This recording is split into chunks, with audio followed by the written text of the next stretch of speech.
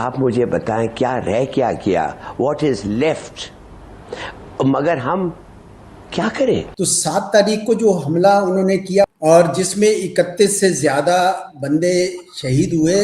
आपके मासूम जो शहीद हो रहे हैं उनसे अल्लाह की मुलाकात होगी, दुनिया में उन पर क्या बीती इस पर भी बात होगी। पाकिस्तान जो है वो दहशतगर्दी कराता है। उनको बता बता के चंडे मारी हैं, थप्पड़ बता बता के मारा है। क्या अब फलानी जगह अभी दोबारा किया तो फलानी जगह मारेंगे, दोबारा किया तो फलानी जगह मारेंगे। पाकिस्तान के खिलाफ एक नई और मुनज़्ज़म जंग का आगाज हो चुका है। ये महज इत्तेफाक नहीं बल्कि एक बड़े खुफिया मंसूबे का हिस्सा है जिसे बाद सिक्योरिटी हल्के ऑपरेशन सिंदूर 2 से ताबीर कर रहे हैं। मतलब है कि ये जो डैमेज होगा आपका, ये इतने लंबा चलेगा कि कुछ हद नहीं। उनका मतलब क्या है? उनका मतलब ये है, इट्स अ कोड वर्ड से सेइंग न्यू। लेकिन आने वाले दिन पाकिस्तान पर बहुत भारी भी साबित हो सकते हैं, ये कहा जा रहा है सिक्योरिटी माहिरीन की जानिब से। या फिर किसी और नौयत का हमला हो सकता है? ये तीनों हो सकता है जी, बाय एयर, बाय लैंड और बाय सी। ये तीनों हो सकता है।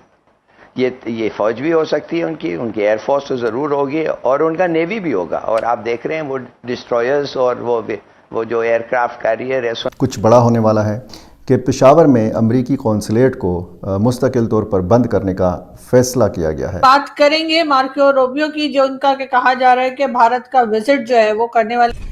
जय हिंद दोस्तों, very warm welcome to Hindustan special channel.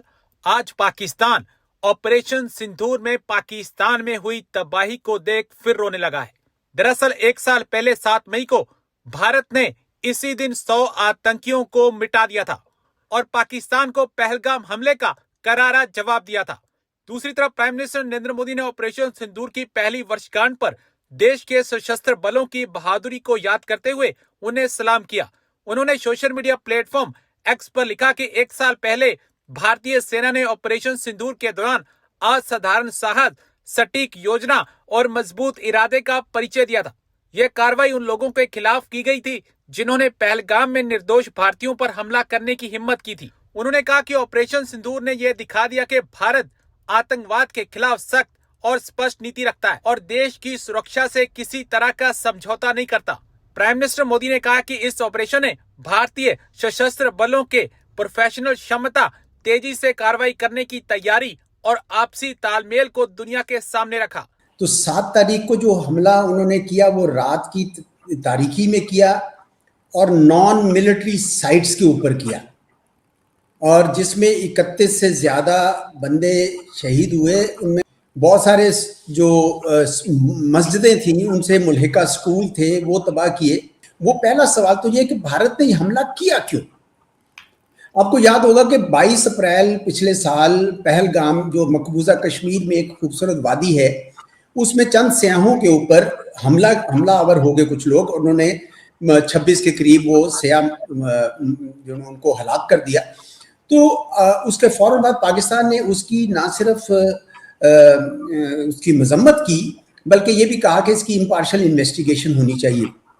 लेकिन भारत ने चंद मिनट्स में, बिल्कुल चंद 7 दकीकों में उन्होंने कहा कि नहीं, ये पाकिस्तान ने कराया है। तो फिर ये किस लिए आपने हम पे इल्जाम लगा दिया? उसने कहा देखें, हम ये कहते हैं कि एक पैटर्न है, मुंबई है, पठानकोट है, ये है, वो है, तो चुनाचे हम ये सोचते हैं। मैंने कहा वो उन मामलों में भी तो यही था। दूसरी वजह जो अक्सर वो कहते हैं, और मैंने खुद सुने हैं इंडिया के दानिश्वर बैठे टॉक शोज में, वो कहते हैं कि हमने एक नया नॉर्मल सेट कर दिया है कि अब जब भी कभी दहशतगर्दी का वाकया होगा हमें किसी को कुछ नहीं पूछना, हमने दहशतगर्दों में और हुकूमत पाकिस्तान में कोई तफरीक नहीं करनी, हमने ढक से पाकिस्तान के ऊपर हमला कर देना। भाई ये किस किस्म का नया नॉर्मल आपने बना लिया? खुद ही आप जूरी हैं, खुद ही आप उसका जज हैं और खुद ही आप फैसला करते हैं। करेंगे मार्को रूबियो की, जो उनका के कहा जा रहा है कि भारत का विजिट जो है वो करने वाले, फर्स्ट टाइम भारत का विजिट करेंगे। बहुत इंपॉर्टेंट इस विजिट को समझा जा रहा है। काफी वैसे टाइम से ये बात की जा रही है, लेकिन अब लगता है कि बिल्कुल आने वाले हैं। और दूसरा, ट्रंप जो है उन्होंने भी पीएम मोदी को जो है वो मुबारकबाद दी इलेक्शन में कामयाबी की। तो क्या जो हम एक कोल्ड वॉर सी देख रहे थे या थोड़ा टेंशन सी नजर आ रही थी हिंदुस्तान और अमेरिका के बीच में, क्या अब वो टर्म्स बेहतर होने लगे हैं, बेहतरी की तरफ जा रहे हैं? और मार्को रूबियो जो आएंगे वो ट्रेड के ऊपर भी बात करेंगे, ऐसा भी बताया गया है कि ट्रेड को लेकर भी बात होगी। तो ये कितना इम्पोर्टेंट विजिट होगा और इससे भारत जो है वो क्या क्या मैसेज दे सकता है स्पेशली पाकिस्तान को? आई डोंट थिंक कि आरजू जी, टू बी ऑनेस्ट, इसमें पाकिस्तान का एंगल कुछ आएगा। देखिए, आपका और अमेरिका का ट्रांजैक्शन इंडिपेंडेंट है भारत और अमेरिका के ट्रांजैक्शन से।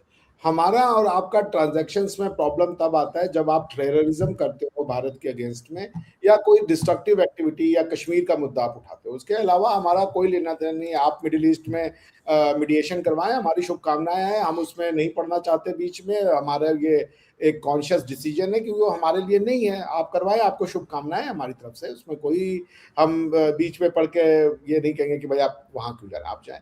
ये आउट एंड आउट इन्वेस्टमेंट की ट्रेड है, इन्वेस्टमेंट के लिए और इकोनॉमिक्स के लिए और दूसरे स्ट्रेटेजिक टाइज के लिए है। मेरे ख्याल से ट्रम्प को ये बात समझ में आई है कि पिछले 1 साल में उन्होंने भारत के साथ अपने रिलेशनशिप को बहुत ज़्यादा डैमेज किया है।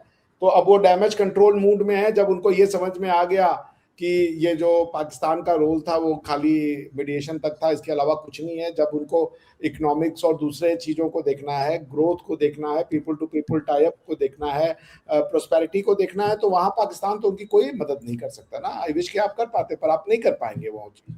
तो वो तो भारत ही कर सकता है। अभी वो सर्गियो गोर साहब का जो ट्विटर है उस पर उन्होंने लगाया, या एक्स जिसको आप कहती हैं, उस पर उन्होंने ये लगाया कि इंडिया से $20.5 बिलियन की इन्वेस्टमेंट अमेरिका में गई है इस साल या जाएगी। ठीक है ना।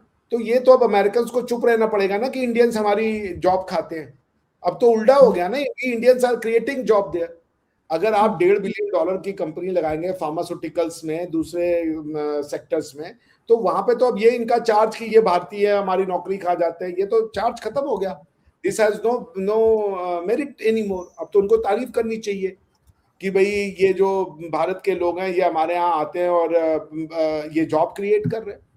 तो ये तो देखिए, मेरे ख्याल से इनको समझ में आ गया है बहुत जल्दी कि भारत के बिना अमेरिका आगे नहीं बढ़ सकता। पाकिस्तान का एक लिमिटेड यूज है। मैं इसको कोई उस पर्पज से नहीं कह रहा हूँ आपको डिग्रेड करने के लिए। मेरा ये मतलब है कि पाकिस्तान की कोई बहुत ज्यादा यूटिलिटी है नहीं बियॉन्ड ऑल दिस मार धाड़ और ये ईरान को बुला लो, उसको बैठा लो, इसके अलावा। तो मैं आपसे ये कह रहा हूँ कि आप अपना ट्रांजैक्शन अलग रहे, पाकिस्तान का इससे कोई लेना देना होगा। I don't think even Pakistan का कोई बात भी होगा, सिवाय इसके कि अगर सर्गियो गोर साहब, मार्को रूबियो साहब कुछ बात बताना चाहें कि भाई हमारा ये ट्रांजैक्शन चल रहा है और इस तरीके से है, उसके अलावा तो कोई बात नहीं होगी। Why would I interfere, why would I means Bharatvarsh क्यों आपकी उसमें इंटरफेयर करेगा। हमारी शुभकामनाएं हैं, आप मीडिएशन करवाते रहें और उस पर आगे बढ़े।